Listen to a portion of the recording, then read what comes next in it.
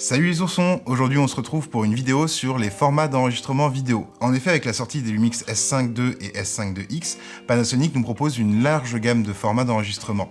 On va du long-up jusqu'au RAW, en passant par le All-Intra et même le ProRes pour la version X. Mais à quoi servent ces formats? Comment les utiliser? À qui sont-ils destinés? C'est ce qu'on va voir dans cette vidéo. C'est parti!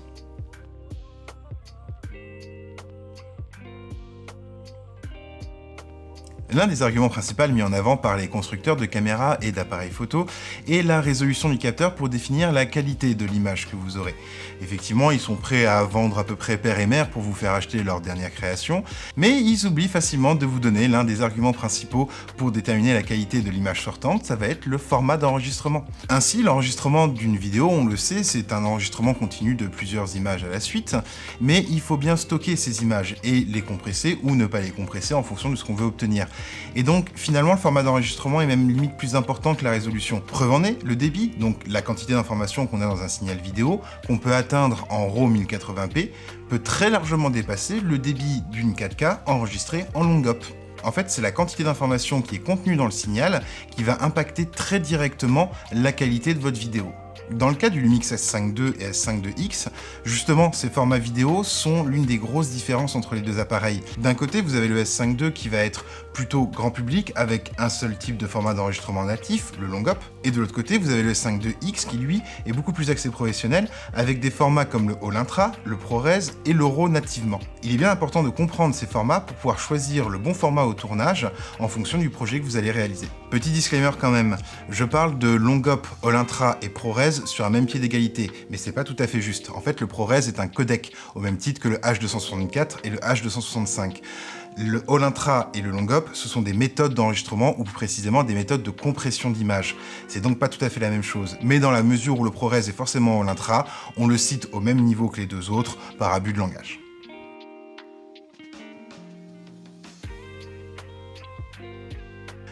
On va commencer par le format le plus compact et le plus compressé, à savoir le long-up. Et c'est aussi le plus compliqué à comprendre pour des personnes qui n'ont pas l'habitude de manipuler des formats de fichiers compressés. Afin de bien comprendre la différence de compression et de qualité d'un format ou d'un autre, on va prendre comme référence le débit d'un flux 4K en 25 images par seconde. C'est ce que j'utilise comme format pour mes vidéos YouTube et d'ailleurs la plupart du temps pour mes projets avec mes clients. En long-up, une 4K à 25 images par seconde a un débit d'environ 150 à 200 mégabits par seconde en fonction du codec choisi. Pour obtenir un tel débit sur des images 4K, il a fallu compresser énormément le signal. Mais pour bien comprendre ce mécanisme de compression, il est important de comprendre comment une caméra va capter une vidéo. Et là, en fait, il n'y a pas de mystère, on n'a pas vraiment révolutionné le procédé depuis l'argentique, c'est simplement une image qui est prise à intervalles réguliers. En l'occurrence, sur du 25 images par seconde, lors d'une seconde, votre appareil va prendre 25 photos. Si on prend la taille d'une image RAW, par défaut sortante du capteur de nos appareils récents, vous imaginez bien que vous multipliez cette taille par 25 par seconde de votre film, le fichier vidéo serait énorme. Il a donc fallu trouver des astuces pour que ces 25 images soient les plus légères possibles. Et c'est là que le long-up est apparu. GOP d'ailleurs veut dire Group of Pictures. Votre appareil ne va en réalité pas enregistrer 25 images. Il va enregistrer une première image complète, puis ensuite il va enregistrer que les pixels qui vont changer par rapport à l'image de référence. Il va ensuite réenregistrer une image intermédiaire, puis de nouveau des images parcellaires, et enfin une dernière image complète. Vous comprenez bien avec ce système-là qu'on a une quantité d'informations qui est minime, car les images, ce qu'on appelle les intraframes, les images qui sont à l'intérieur de votre signal, sont complètement réduites et tronquées, les informations. Et donc ça vous permet de compresser énormément le flux. L'avantage de ce procédé, c'est que vous obtenez en fait un flux qui est très léger. Et pourquoi est-ce que c'est important? Alors déjà, il y a la taille du fichier, évidemment, mais surtout, ça vous permet d'enregistrer des flux haute qualité, donc 4K, sur une simple carte mémoire. Parce que c'est bien ça aussi le nerf de la guerre, c'est de pouvoir enregistrer de la 4K sur des cartes mémoire relativement accessibles. Tout le monde n'a pas forcément envie d'avoir à acheter un SSD Angelbird pour enregistrer son flux vidéo. Il a donc fallu trouver ce format qui permet d'enregistrer sur carte mémoire. Le problème de ce format, il est double. Déjà, vous avez une grosse perte de qualité. Vous oubliez immédiatement l'étalonnage sur du long-up, ça fait vraiment très mal à l'image. Le deuxième problème, et c'est un peu plus compliqué à comprendre, comme vous avez des intraframes qui sont que parcellaires, c'est l'appareil qui va lire la vidéo qui va régénérer ces frames. Et bien, lorsque vous faites du montage avec un format long-up, si jamais vous faites des cuts ou que vous faites des modifications, en temps réel, votre machine va être obligée de régénérer les frames manquantes. Et à ce moment-là, ça va vous demander beaucoup plus de puissance de calcul de faire du montage sur du long-up que sur du All-Intra par exemple.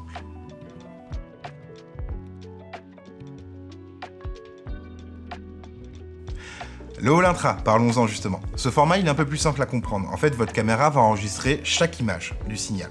Donc, pour une 25 images par seconde en 4K, vous aurez 25 images 4K. La compression se fait où? En fait, la compression, elle se fait image par image, comme une simple compression JPEG. Je vais pas rentrer dans le détail, mais sachez que c'est une compression qui va être un peu similaire au JPEG, qui va retirer de l'information, et c'est donc une compression avec perte. Globalement, vous allez donc avoir un signal avec 25 images par seconde, complète, et dont le débit va être aux alentours de 400 mégabits par seconde pour une 4K 25 images par seconde. On est donc au double du débit du long hop, ce qui veut bien dire que vous avez 2 fois plus d'informations qui vont passer dans votre flux. À noter quand même qu'il y a certains cas particuliers où le long hop pourra être quasiment préférable au All Intra, notamment sur des paysages, mais c'est des cas très précis et on les abordera pas ici.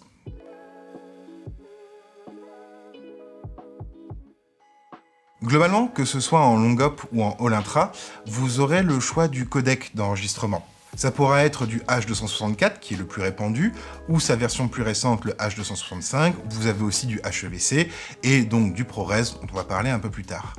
Ce qu'il faut quand même retenir, c'est que dans ces deux formats, donc All Intra et ProRes H264, H265, les débits sont très fortement compressés, notamment pour rentrer sur les cartes mémoire comme on l'a dit.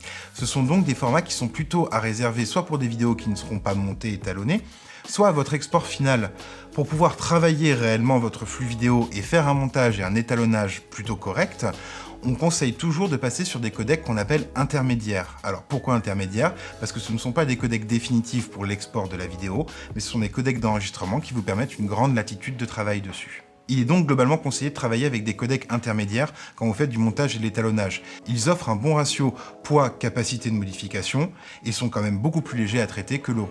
Dans ces codecs intermédiaires, on va retrouver notamment le DNX HD et son équivalent chez Apple, celui dont on va parler, qui s'appelle le ProRes. Alors, avant d'entrer dans le vif du sujet concernant le ProRes, sachez que vous avez un autre format qui est un peu concurrent de ce format-là, qui s'appelle le DNX HD, que vous retrouvez notamment sur les Atomos. Il y a assez peu de différence en fait dans l'usage entre le ProRes et le DNX HD. Le ProRes a été développé par Apple, c'est un codec propriétaire, et globalement en fait est beaucoup utilisé parce que rentre très bien dans un univers où vous avez votre Mac et vous montez sur Final Cut ou sur Premiere. Ce codec, le ProRes, est donc de type All Intra, c'est-à-dire qu'il va enregistrer chaque image et va les compresser. Apple définit ce codec comme un codec All Intra avec une compression sans perte visuelle. Alors, qu'est-ce qu'ils entendent par pas de perte visuelle? Eh bien, simplement qu'ils ont fait en sorte que le mécanisme de compression soit suffisamment léger pour garder un maximum d'informations dans l'image, justement pour s'en servir pour faire du montage. Le ProRes est aussi utilisé parfois comme proxy, c'est-à-dire que c'est enregistré en même temps que le RAW sur les grosses caméras cinéma, ce qui permet aux équipes de visionner ce qui a été filmé sans être obligé de charger les énormes fichiers RAW générés par les caméras de cinéma. Alors quand on parle des codecs ProRes, vous voyez que j'utilise le pluriel, c'est parce qu'en fait il en existe plusieurs déclinaisons. Il faut savoir que c'est découpé en deux grandes familles. Vous avez le ProRes 444 d'un côté et le ProRes 422 de l'autre. Le ProRes 444 est la version la plus qualitative du ProRes. En fait, il vous permet d'enregistrer en 12 bits et même plus sur des compressions qui sont vraiment très légères, voire quasi sans perte. Et on ne le retrouve que dans les caméras les plus avancées et les plus chères. De l'autre côté, vous avez le ProRes 422, qui est la version qui nous intéresse aujourd'hui, parce que c'est la version qu'a retenu Panasonic et qu'a retenu globalement un certain nombre de constructeurs de caméras. Dans le ProRes 422, vous avez là encore plusieurs versions. On a le ProRes 422 Proxy, le ProRes 422 LT, le ProRes 422 tout court et le ProRes 422 HQ. Le plus compressé étant le LT et le moins compressé, le HQ. Le ProRes Proxy, lui, est réservé, comme je vous expliquais, au proxy. La plupart du temps, je vais tourner en ProRes 422 HQ. Pourquoi? Parce qu'en fait, quitte à utiliser du ProRes, autant utiliser la version la plus qualitative du codec. Sauf à avoir des impératifs de taille, le ProRes 422 HQ offre une suffisamment grande latitude pour le montage et l'étalonnage, tout en gardant un poids de fichier qui est quand même raisonnable. Raisonnable? Tout est relatif. On parle quand même d'un débit d'1,2 gigabits par seconde pour de la 4K 25 images par seconde.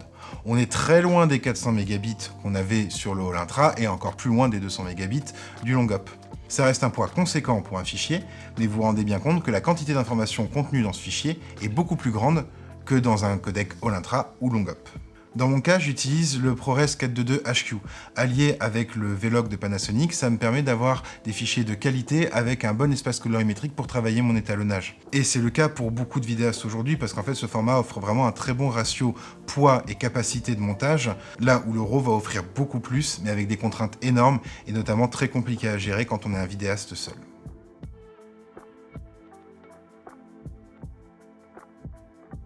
Le RAW justement, parlons-en. Alors, on va passer assez rapidement dessus parce qu'il y aurait énormément de choses à dire. En fait, il y aurait quasiment une vidéo entière à faire dessus. Sachez qu'on dit le RAW, mais globalement, il existe plusieurs types de RAW.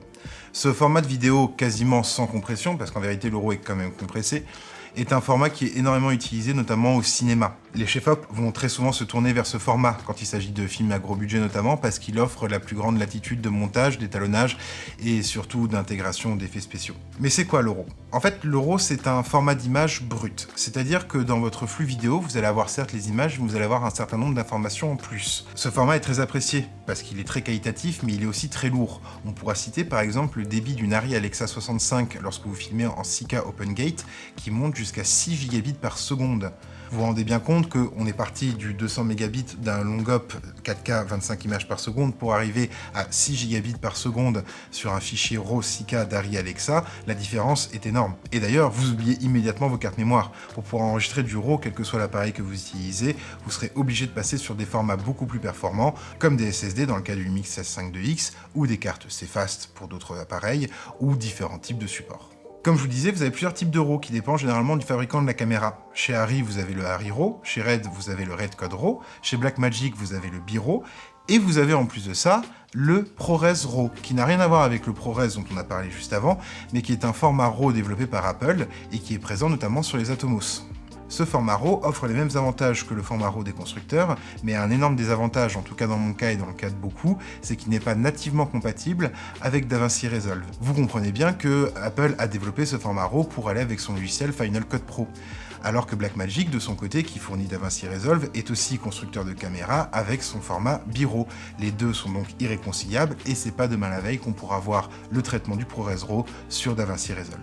Petite parenthèse, il existe quand même des méthodes pour pouvoir travailler le ProRes RAW sous DaVinci Resolve, notamment en passant par un transcodage en CDNG qui va vous permettre de pouvoir les monter directement dans votre timeline DaVinci.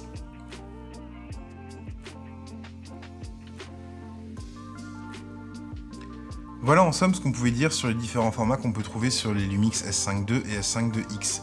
Comme vous voyez, il y a différentes méthodes de compression, ça va du très compressé au pas du tout compressé, et donc chaque format va s'adapter à chaque usage. Comme je vous l'ai dit, personnellement j'utilise énormément le ProRes 422 HQ pour mes productions vidéo, parce que c'est un format qui reste très puissant, tout en étant relativement compact. Mais alors du coup, vous, qu'est-ce que vous devez utiliser? Eh bien je vous dirais, ça va dépendre un petit peu du projet que vous allez avoir. Il est vrai qu'il peut être un peu inutile de filmer vos dernières vidéos de vacances en RAW, mais ça sera tout à fait non plus pas à propos de filmer un super projet professionnel en long-up. C'est à vous de voir en fonction de chacune des situations qu'est-ce qui sera le plus adapté. Il faut savoir aussi parfois faire des petits compromis. Par exemple, si vous avez une captation de spectacle à faire, peut-être que filmer en ProRes HQ ne sera pas la meilleure solution, tant la durée d'enregistrement va être longue et le fichier final du coup lourd. Il faut toujours garder ça à l'esprit, même s'il y a la question du bitrate qui est important, il va y avoir la question du poids final du fichier, parce qu'un fichier d'une heure en ProRes 422 HQ, pour le monter dans une timeline, ça prend quand même de la puissance de calcul. Gardez aussi à l'esprit que l'utilisation de ces formats va aussi dépendre des capacités que vous avez de montage et d'étalonnage derrière. Il n'est pas si aisé de pouvoir monter ou étalonner un flux vidéo à 1,9 gigabits par seconde, comme peut l'être le flux en ProRes d'un 6K sorti d'un S52X. Voilà, j'espère les oursons que cette vidéo vous aura aidé à y voir un peu plus clair dans les formats d'enregistrement et les codecs. N'hésitez pas, si vous avez aimé la vidéo, à mettre un petit pouce bleu et à vous abonner à la chaîne, ça soutient énormément mon travail. Et moi je vous dis à bientôt pour de prochaines vidéos sur Charlie l'ourson.